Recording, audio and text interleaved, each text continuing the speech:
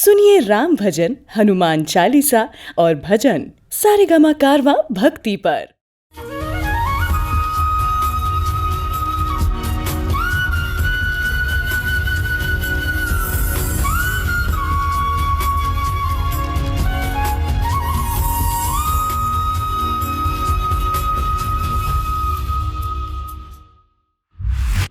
हरे कृष्णा।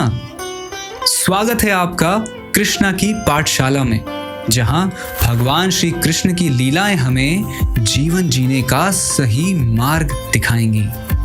मैं हूं धीर गोपाल दास और आपको लेके चलने वाला हूं इस लाइफ ट्रांसफॉर्मिंग जर्नी पे। तो आइए शुरू करते हैं हमारा आज का ये एपिसोड।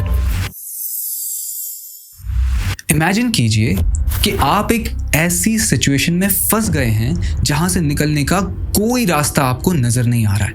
आप पूरी तरह घबराए हुए हैं, डरे हुए हैं, और उसी समय कोई वेल विशर, आपका कोई फ्रेंड आपको बचाने के लिए आ जाए, आपको उस सिचुएशन से बचा ले, तो क्या आपको उसके प्रति ग्रैटिट्यूड फील नहीं होगा?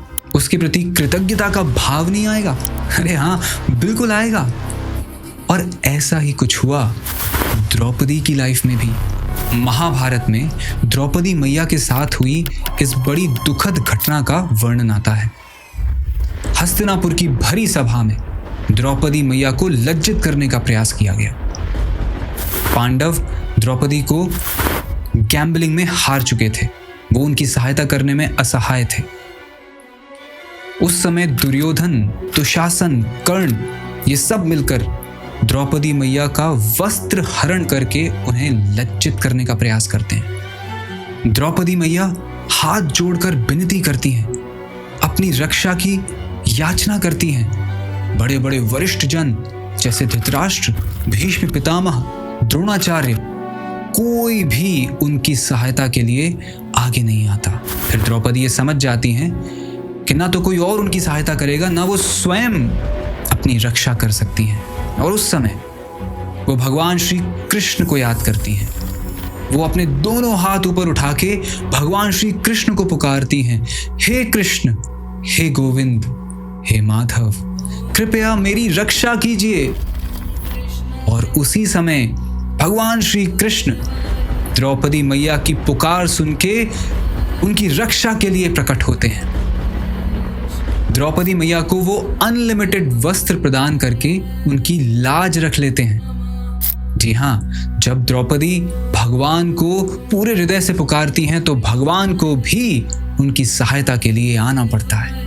भगवान की सहायता पाकर द्रौपदी उनके लिए ग्रेटफुल फील करती हैं। बट सिर्फ इतना ही नहीं, बल्कि भगवान भी द्रौपदी के लिए ग्रैटिट्यूड फील करते हैं। इमेजिन कीजिए, भगवान जो कि षडैश्वर्यपूर्ण है, जिन्हें किसी की कोई भी सहायता की या किसी भी उपकार की आवश्यकता नहीं है, जो सर्वशक्तिमान है, वो भी अपने भक्तों के प्रति ग्रैटिट्यूड फील करते हैं। और क्यों?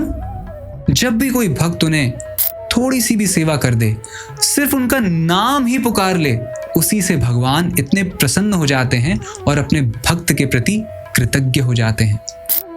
तो क्या हमें भी ग्रैटिट्यूड फील नहीं करना चाहिए उन सब के लिए जो हमारी सहायता करते हैं, जो हमारे वेल विशर्स हैं, जो हमारा भला चाहते हैं? उन सब के प्रति हमें भी ग्रेटफुल होना चाहिए। ये इंपॉर्टेंट लेसन भगवान श्री कृष्ण हमें देते हैं। तो अब समय है आपको होमवर्क देने का। जी हाँ, आज के दिन आपको भी अपना ग्रैटिट्यूड शो करना है। शुरुआत कहाँ से करनी है? शुरुआत करनी है स्वयं भगवान श्री कृष्ण से।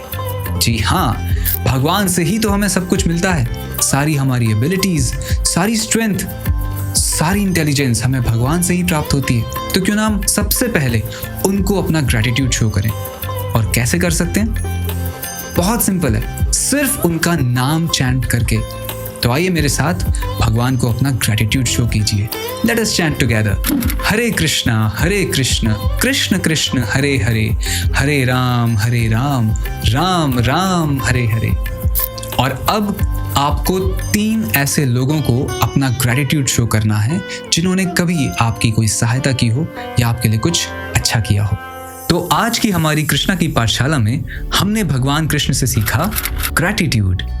आई होप आपको आज का ये लेसन बहुत वैल्यूएबल लगा होगा और आप इसे अपने जीवन में अवश्य उतारेंगे।